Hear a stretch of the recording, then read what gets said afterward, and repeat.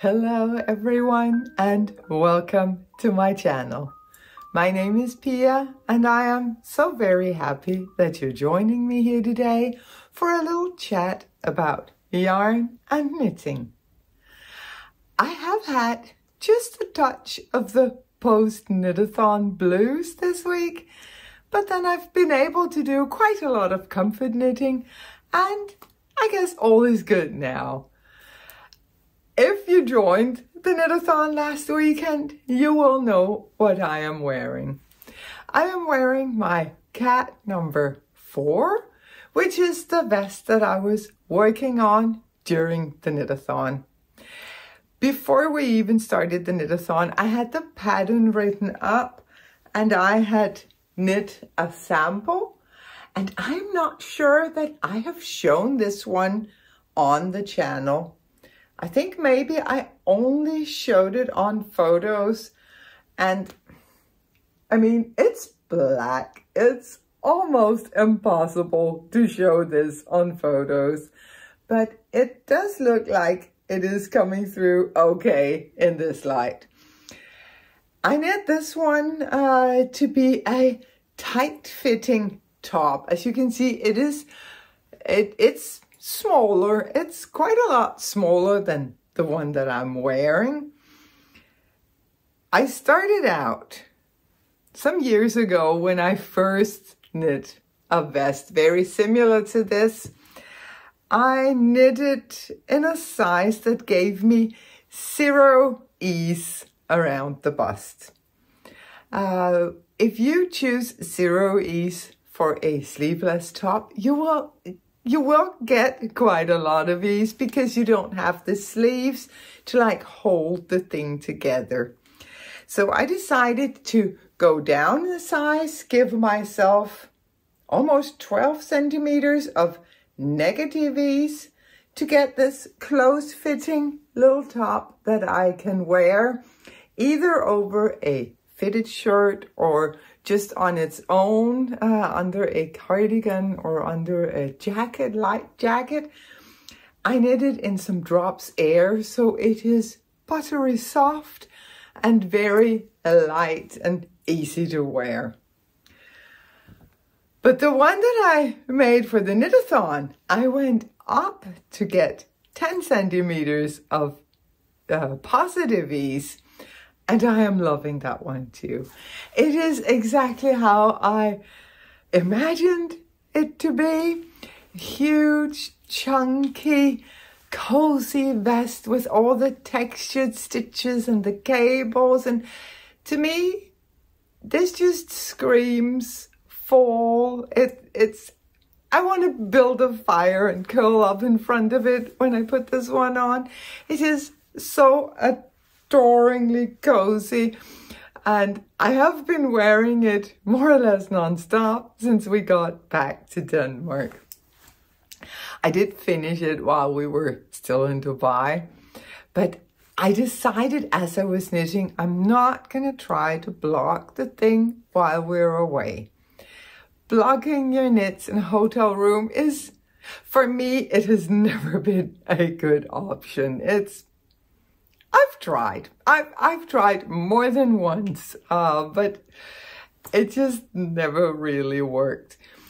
But then when it was finished, I was like, I want to wear this. I want to wear it on the plane home. So I remembered that when I was younger, my mom would sometimes block her finer knits by sandwiching the dry knit between 2 damp towels and just let the whole thing dry. So I thought, I can do that because it didn't need a lot of blocking. It just needed just to open the cables and smooth out things a little. So I tried Mom's method. The only problem is I had clearly not been paying enough attention when she was blocking her knits. My towels were just too wet. And within 20 minutes, this whole thing was soaking wet. And I was so afraid that it wouldn't dry before it would be time for us to leave. I even had to bring it outside with me to make sure that it would dry up. But all is well that ends well. Is that how you say? I got to wear it on the flight home. It's the perfect thing for traveling, because airports, planes, it's either freezing cold or boiling hot, and it changes all the time, or maybe my inner temperature is changing all the time. That could very well be the case. A vest is so much more comfortable than a sweater or a cardigan or a jacket. It's, yeah, I really enjoyed this. And as I said, I've been wearing it every day since we came home. I love it. I knitted holding together 2 strands of yarn. It is written for an Aran weight. You work it on 5mm needles, which, could that be an US 8? I think so. I think it's a US 8.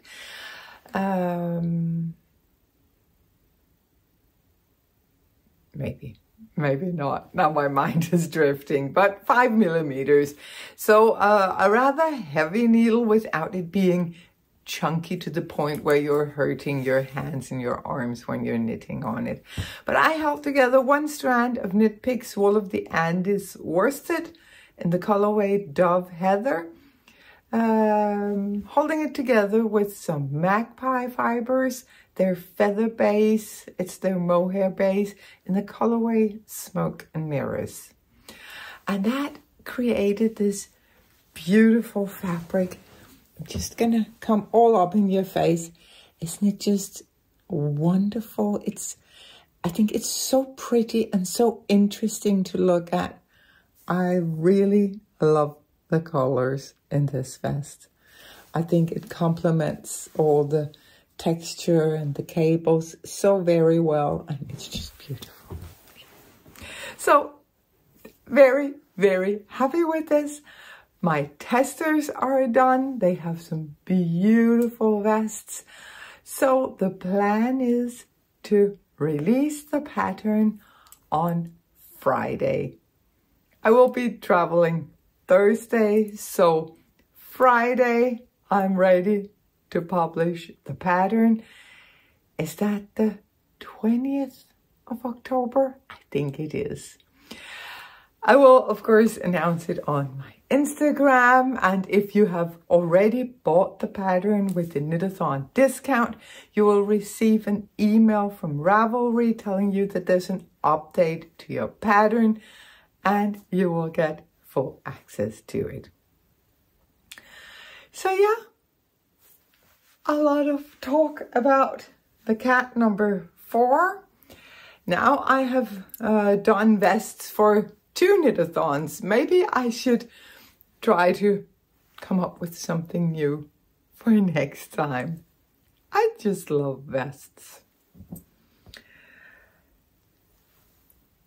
The vest that I made for our spring knit-a-thon, my cat number 3.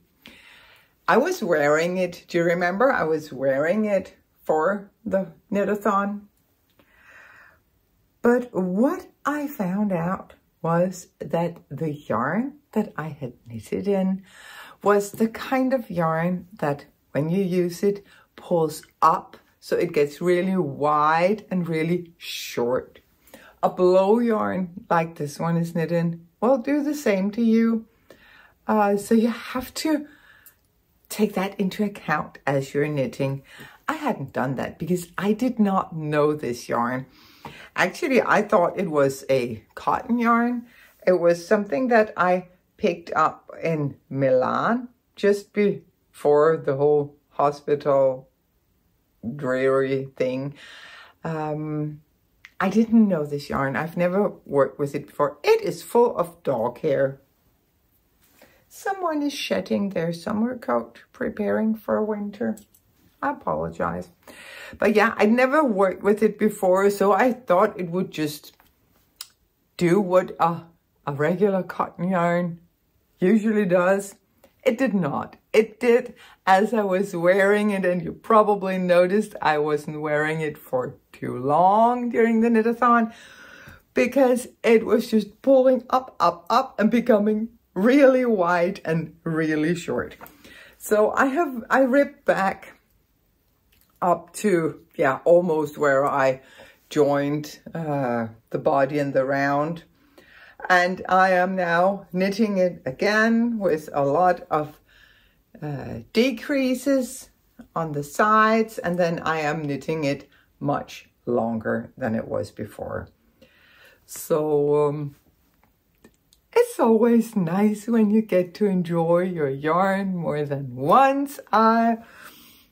It's fine. It is just knitting in the round. The worst thing was really picking up all the stitches, but all is good, and I can just zoom around on this as I am watching podcasts or reading or whatever I am up to. So I hope to have this finished soon because, as I said, I am leaving on Thursday. I would like to bring this. I'm going to Texas to see my family there.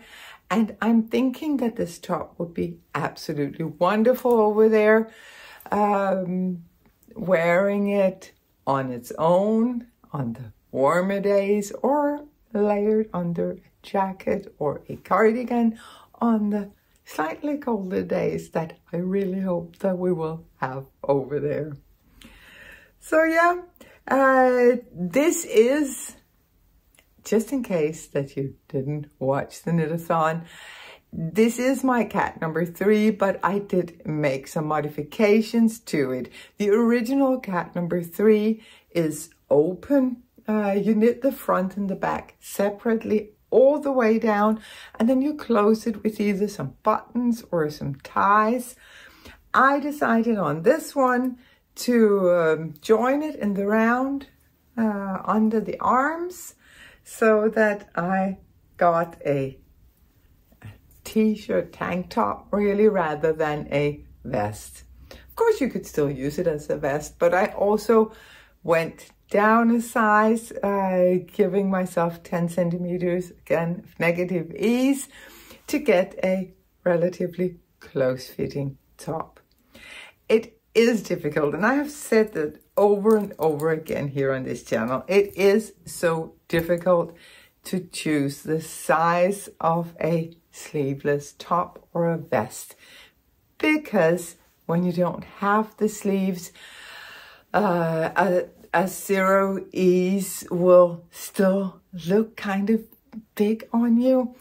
So what I do on my vests is I will typically give you the bust circumference, but also the measurement from shoulder to shoulder, because that way you can stand in front of a mirror holding up a measuring tape just to see how wide is this particular size going to fit on me. So yeah, if you want something close fitting, I definitely recommend at least 10 centimeters or 4 inches of negative ease, just to give you something that is relatively form-fitting without being tight. At least that's how it works for me. But yeah, I do include the measurements from shoulder to shoulder on the cat number 4. I'm pretty sure I also did on the cat number 3. See, if I didn't, I'm just gonna put it here on the screen because I will check it after recording. I finished this one. It did take me a while. I did finish it while we were still in Dubai, but it did take me a while because this, I got quite far on it during the knit-a-thon. So a big woolly thing is not what you want to bring to the beach. But fortunately, I had also packed a lot of scraps so that I could go ahead and knit myself another Friday shrug. I really love these Friday shrugs. They're not so chunky. Yeah, I just enjoy them. I knitted one in the fall, I think, and then I made this one. And this one, I was actually trying to implement some of the things that had bothered me about my first couple of shrugs. So I have been working some decreases here on the shoulders. They're not very neat, but they're there. They're on the shoulders. It doesn't really matter. And I also went down a couple of needle sizes after the increases just to give the neck itself a little more structure than in the original shrug. And I just saw this morning that brilliant Jackie Rose, who wrote this pattern and gave it to all of us for free. She just came out with the cinch, I think she calls it, which is basically a shrug that is form-fitting. So I'm quite curious. I think I need to go buy that pattern and maybe get myself another shrug, just a little more form-fitting than the original shrugs here. But yeah, as I said, it's all sorts of leftovers, just mauled together. They're not the same thickness, which you can see when I'm holding up the shrug, but you can't see it when I'm wearing it. I had so much fun mauling all of these yarns together. It's probably not the perfect thing to pack when you're going on vacation, because you need a lot of yarn when you're mauling and fading like this. So I had one of my really large project bags just full of scraps and little little balls of yarn. But it worked out fine. And you know what? It was really nice to sit and knit on the beach and by the pool, because as it was growing, I would just roll it up and attach it with a couple of stitch markers, so that I had it. Can you imagine? I have the needle up here, and then I had everything just rolled up, something like this. So I was sitting with this one and then just knitting on the inside. That worked out perfectly. So yeah, another Friday shrug for my growing collections of these shrugs. I love them. I love that it's such an easy, versatile knit, and you really get to play with color. It doesn't really matter if at the end of the day you don't really love the colors. I made one where I didn't love the colors, and I just gifted it to my mom because she loved it. So yeah, I cannot recommend this shrug pattern enough. I am so excited to take a look at the cinch. I'm sure she has done a wonderful job, and a much better job than I did on this one, because I just made some decreases. I should probably have put in like a center stitch or something. Didn't think about that. But anyway, I will link this pattern, which is, as I said, free on Ravelry. I will link the cat number 3, cat number 4, everything in the show notes just below this video. I will link everything that I talk about in this episode. But yeah, that was it for my finished objects and for one work in progress. I'm not really sticking to my schedule this week. I am a little bit all over the place, right? I apologize.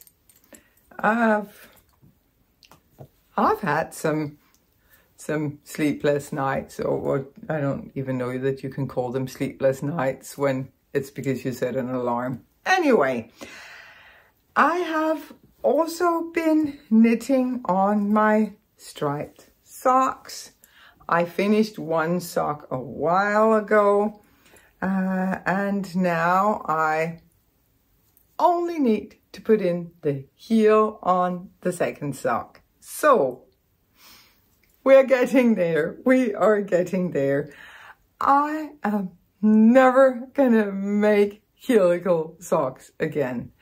I mean, it looks so pretty. You don't have any line where the colors are changing. It's just beautiful. But you need to be much more organized than I typically am with my yarns to manage helical knitting on a sock. But I'm happy with the result, and now I only need to put in the heel and I will have a pair of socks good to go. A lot of my knitting time has been spent on one particular project that I am not going to show you for a number of reasons. One, I really want to blog it before showing it to you. Just do this blog as you go thing, just to make sure that it is actually doing what I want it to do. The other reason is it is currently on the naughty step, which means that it is buried in the bottom of my suitcase that I cannot be bothered to empty it right now. So maybe if you follow me on Instagram, you will have heard me complain about this project. It is, I mean, the yarn is amazing. I'm working with a yak and silk yarn. It's gorgeous colors. I am trying to create a shawl. I think I got it now. I think I got it, but I'm not pulling it out of its exile, not for now. I will show it later. And you may ask yourself, why is she even talking about something that she's not showing? Because I think it's important that we talk about our little mishaps in knitting. When I was reading through all of the comments from the Knitathon, and thank you for all of those, that made my day. I was just big happy grin as I was reading through them. I noticed that there was actually a couple of new knitters. I cannot believe that we are happy enough, lucky enough to have new knitters in the Fiftyfabulous family. Thank you so much for joining us. I want you to know that when you need to rip back your knitting, it's not because you're doing it wrong. Well, obviously you did, but it is a part of the process of knitting. We all have to rip back from time to time.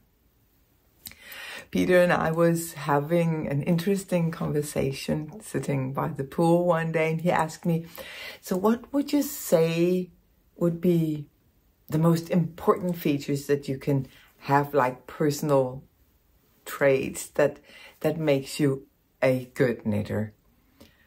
And as I was thinking about this question, he was like, don't you think it's attention to detail or a good sense of color? And for sure, those are super important. Both of them are. But my final answer, what really makes a good knitter is the willingness to rip back over and over again until you are happy with what you're making. I'm gentle with mistakes in my knitting. It's not like, oh no, I twisted a stitch back there, or I just made some small mistake. I'll live with it. I will know it forever, and I will be happy and say this is because I made it, and I'm a person who makes mistakes, which is perfectly okay. But when I make bigger mistakes, or mistakes where I'm like, this is going to bother me when I look at my finished object later, then I'm going to rip back. And with that particular shawl design, I don't know, maybe it's because the yarn is so scrumptious that I need it to be absolutely perfect. I have ripped back a gazillion times, which also says something about the strength of this yarn. I am so happy that it's 50% silk. But yes, I am very willing to rip back. And I just wanted to share this. I would love to hear, what do you think makes a good knitter? Are you with Peter on the attention to detail or the strong sense of color? Or are you as practical as I am, saying, rip it, rip it? Or are you thinking something completely different? I would love to know. That would be really interesting. What makes a good knitter? Please let me know your thoughts in the comments below this video. This week, I am gonna share a dream knit with you. I am in the process of preparing all of the projects that I want to work on for the next 4 weeks, because we are going back to Texas, to the family there. Actually, Peter already left. I will be following really soon. So I'm trying to get all of my stuff together so that I have enough yarn, enough projects to keep me entertained for 4 full weeks. And one of the things that I am super excited about is I'm gonna reknit my perfect little cardigan, because a cardigan is just such a practical thing to have for the fall and the winter. And yeah, I just want to knit it again. And I have been gifted this very, very special yarn that I just want to share with you. It is called Alpwolle, and it is from a Danish company that actually rescues yarn. So, we often make fun about adopting yarn in yarn shops and rescuing yarn. They actually rescue yarn from the fashion industry, yarns that maybe that was just made too much, or maybe it wasn't exactly what the customer ordered. There can be many reasons. For a while, these huge commercial mills have extra yarn. Typically, it will just, be thrown out. But this Danish company is buying up extra yarn from a number of mills in Italy, and they then make it available to us. So, to me, this is a total win-win situation. And now I want to see if I can get the camera to focus here. It's a total win-win situation.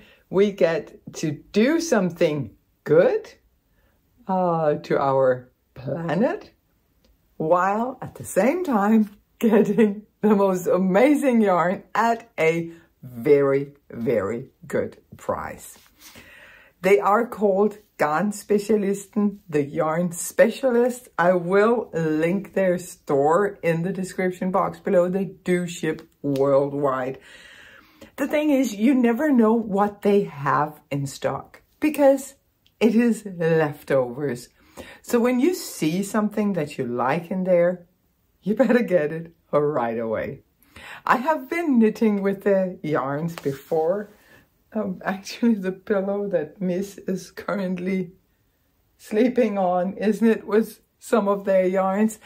And when they reached out to hear if I wanted to knit some of my designs up in their yarns, I was like, yes, I was.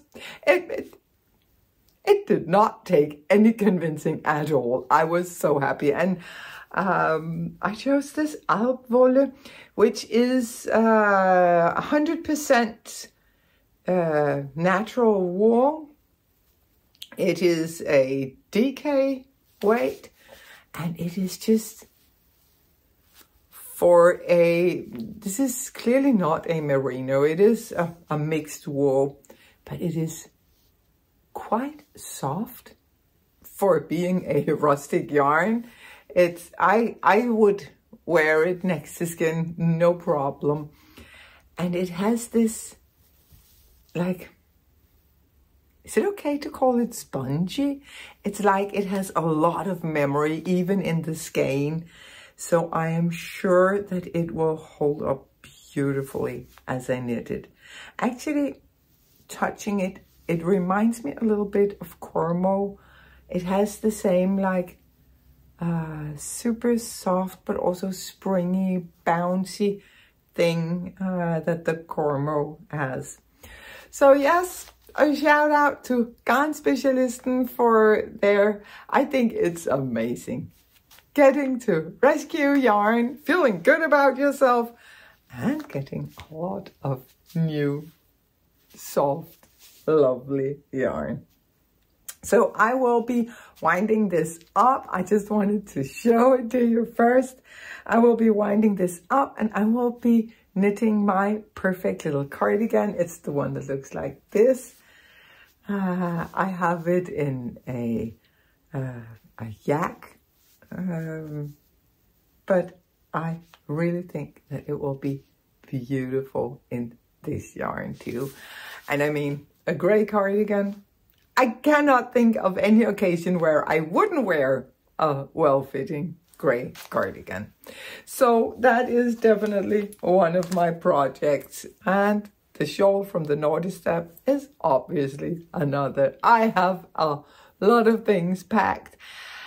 And I also try to calm myself down, tell myself, you're going to Texas, they have yarn. You know you're going to the McKinney Knittery.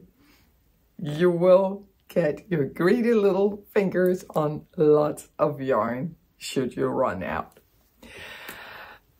I really hope to get a chance to meet some of my knitty friends from Texas when I come. If any of you are in the Dallas area, please reach out. It would be so much fun that we could meet up. But yeah, that was it for the creative content this week.